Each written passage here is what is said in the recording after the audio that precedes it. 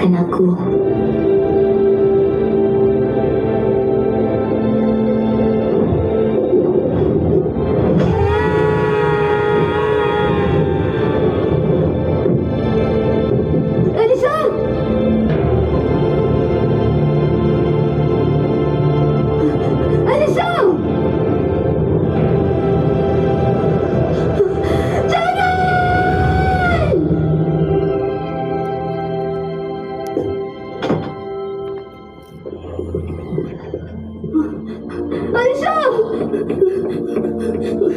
Alisha!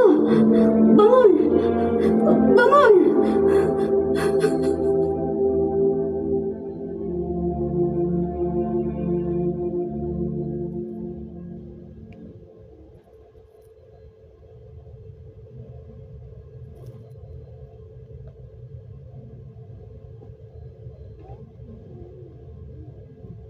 Kau nak aku buatkan?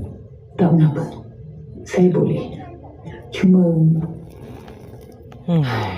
saya tak faham mana silapnya. Jangan terlalu kecewa.